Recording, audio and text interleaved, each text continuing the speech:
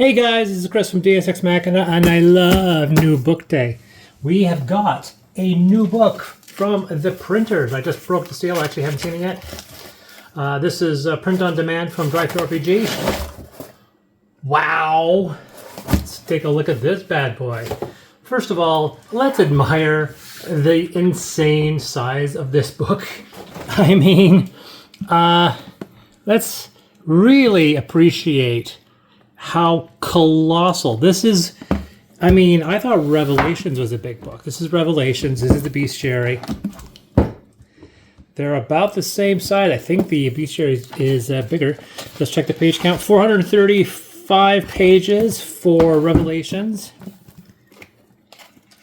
450 pages for the Bestiary. So that is official. The Bestiary is the largest book we have ever put out. It's kind of our reputation, because if you look at Quintessence and Factions and even October's Arcade Almanac, we don't put out small books at all. I mean, look at this thing.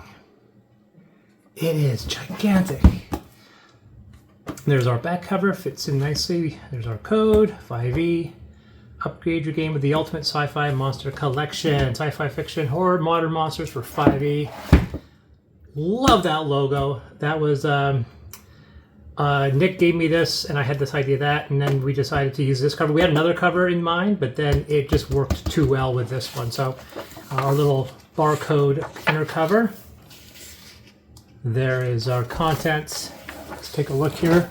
How is it looking there? It's looking good. Adversaries. So far, I don't see... Oops. Come on, let go. There we go. Yeah, we got a couple sticky pages here. Oh. That's a little bit of a mistake. Seems pretty minor.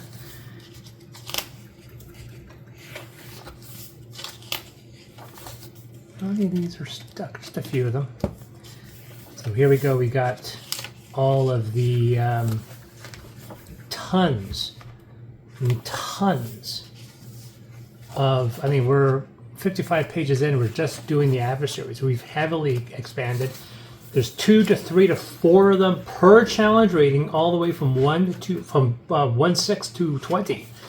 We had never done before. A lot of illustrations pulled from our massive database of commissioned illustrations from various artists, mostly Nick Greenwood. We got to this section. I wouldn't say this is Aliens and Outsiders. I don't know. Maybe I shouldn't have split them, but I decided to. But here we got the Aliens. We have the Antecedents, which are kind of our play off of Cthulhu. There you go there. Blights. That's a cool one. So these are the new illustrations. So the Blights originally were invented for Threshold. Well, actually, yeah, they were invented for Threshold. They're going to go into Threshold. What I mean by that is that these illustrations aren't in the Threshold book. I'm going to be redoing Threshold, the rule book, and putting these in there, because these illustrations aren't in Threshold, and they're going to be probably in a few weeks.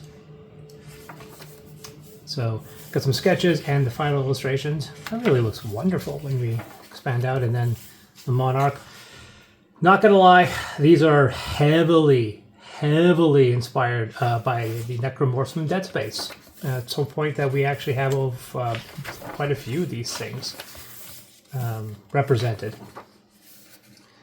We have some alien mechs here. Evolution. That's from Ultramodern.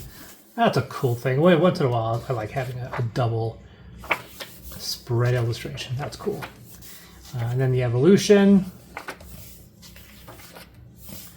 And let's go through some of those. We go through that. And more Alien Scrim. Nice illustrations there once again from Nick. I'm going to go through the whole thing. I'll do some skipping. Shells are kind of alien zombies. Kind of inspired by Battle at LA, but I went off in a very different direction. These images are colorized. Because recently they've always been in black and white. So we have a bunch of images that, up until recently, have always been black and white, and they have been colored. And very often we went with a very vibrant color palette. Just makes things interesting, make it a bit more comic booky, kind of break up the different styles of illustrations here. Some of these mechs, these are power suits, and then we'll get into the large ones. These are pulled over from Amethyst and Conestoga and Taurus, so the illustrations are all over the map. There's that colored, previous black and white, now colored image. I've always loved this one. That was always one of my favorites. And so we do change genres quite a bit. So we go from Conestoga to Necropolis. I try to keep them lumped in. When we get to robots, I do split them up a bit better. But these are just still the power suits. Then we have steam suits, which are from Taurus. So those are all in here. And then we have the Titans, which is somewhat new. A bunch of the giant ones. So these are all giant mechs. So this is a bit of a cheat. This background plate is an image from Amethyst Revelations. I wanted this mech to have its own page, but I didn't want it to be standing out on this background. So I literally took the background of another image. And so this image actually goes off. There's a vehicle over in this image that I cut off just so I could have that. Actually, it worked out pretty well. I mean, obviously you look at it, you can see it's not casting a proper shadow, but whatever. There's another one of those in this book. Lots of very classic Amethyst illustration. I remember Nick drew this for me. He goes, "Can you use this?" I'm like, "I'll find a way," because I think it's amazing. And it's always been kind of a signature. Outsiders are kind of multi-planar, other things and so forth. Anything that didn't really make sense as an alien. So we've got like weird mechanization, deep lurkers, once again playing off Cthulhu. Dwellers are kind of our play off of Chud. So instead of Chud, it's Grim. I just said Chud. There's probably 80% of you don't know what I'm talking about. It's a really goofy old horror film from the 80s. Cannibalistic humanoid underground dweller, even though that is a little bit under debate.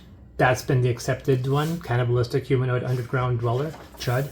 Gargantuix, which is from... Some of these have been tweaked. As you can see, the presentation was made to look like the new 2024 books, but once again, this is 100% compatible with the original version. We actually do, they just put immunities and then resistances. I don't like that, so I did split them as damage immunities and condition immunities, so those are all in there. So this is kind of a hybrid of classic and the new 2024. I do like the idea of having the attribute and then the mod and the save in this table, and that's really the reason why I decided to keep it, because I decided to adapt it for the 2024 because I like that presentation a bit better, but I prefer splitting immunities and resistances in condition and damages. Infected are zombies. I know we've had kind of zombies with the alien one before, but these are classic zombies. These are your Left 4 Dead zombies. Morphophage we've expanded this one to be a lot more like The Thing, which I know could be classed as an alien, but once again, I'm kind of inconsistent between outsiders and aliens. Patchworks are kind of your Frankensteins, your assembly of body parts. Sand Sifters are a batch of new monsters that come from Amethyst Revelations. Shapeless Wall is the classic first level monster, which you imagine I should put that into the fantasy section, but I decided not to. The Skin, which is another kind of weird pan-dimensional menace. It's mentioned in the Necropolis adventure in Ultramodern, so they are being reprinted here, along with their lore, so you can get some ideas. Superheroes, brand new, whole new section. We had a couple superheroes in the Apex book, but this is now a whole section of superheroes that I threw in. Thinner, which is a monster from Affinity. Virus, which are the monsters from Affinity, they're in here as well. Then we have the robot section. Nice big, this is another great image from Necropolis. Also Necropolis, Neurospasta. And then we have some aliens. These are all the kind of the alien robots. Max from Amethyst. These are Saint Quadrupeds, Saint Creatures. Automata, this is from Amethyst Revelations.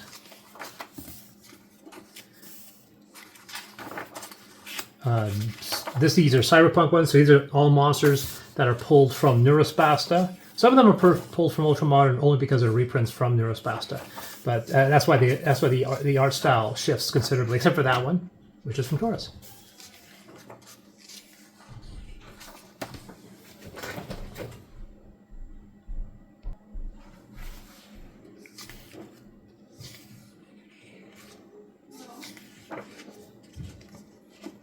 But I'm not going to go through the whole thing. But the point is that this book looks great.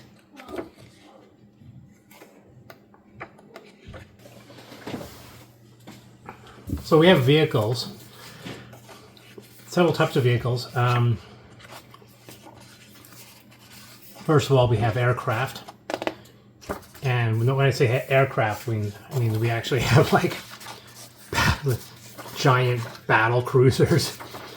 I'm fully admit I'm not expect anybody to play with these, and some these ones specifically, the aircraft and vehicles.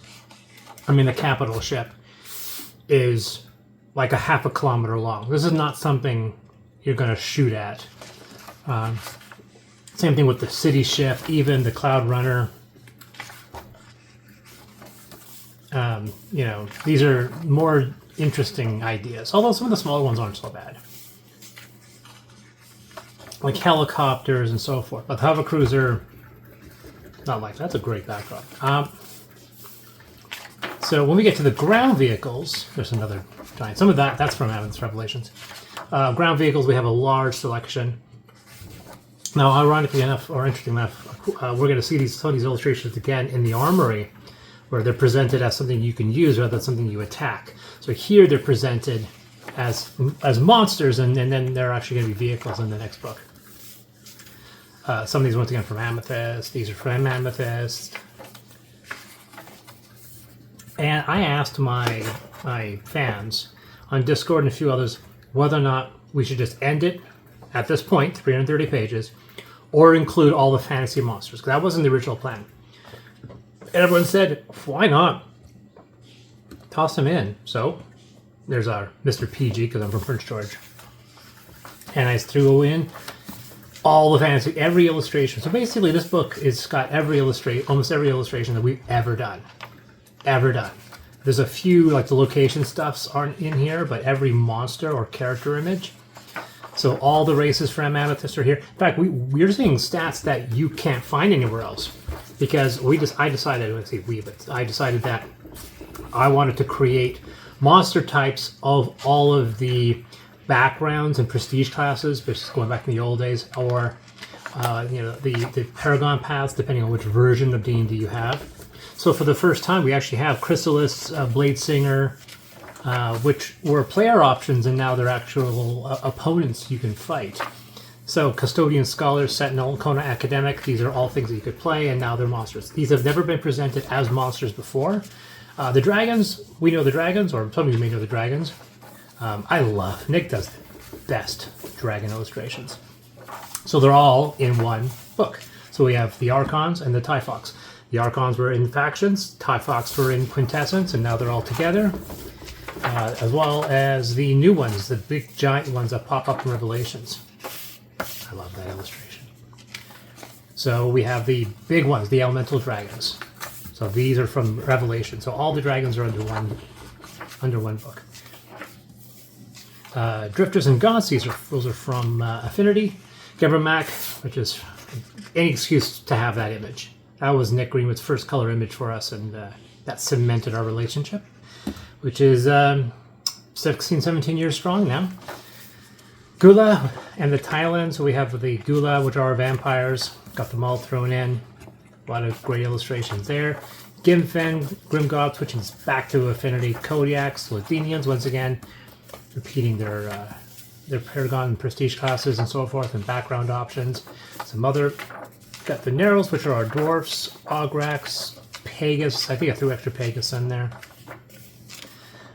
Runero, which are the Sea Elves, which pop up in the Revelations. Shemjaza, Skags, Strider. So it is a collective, not just Amethyst monsters. It is every monster in here, because obviously we have the Vectors from Affinity and the Vispits from Amethyst Revelations. So if you have any of those books and you want all the monsters in one cover, then this is what you want. This has everything.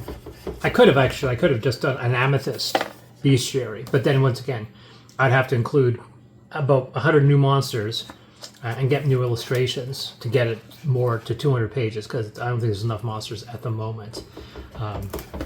And just the option of having all of these guys under one roof. Because look at that, you know. So there you go. There's the back. That was the original cover, by the way. That was the original cover of the book. I think we did it. I think we chose better. So that's it. That is the Ultramodern Bestiary, but this means that the print-on-demand option is going live at the time this thing gets posted. It's going live, which means if you've purchased this, you're going to be able to get this at a reduced rate so that you've not lost money buying the PDF first. You can get the POD and get this unbelievable. I literally flipped. Excuse my incredibly intrusive degus, but yeah, flickers the light every single time I drop it. But there you go, our latest book in print. Thanks, guys. This is Chris from Deus Ex Machina.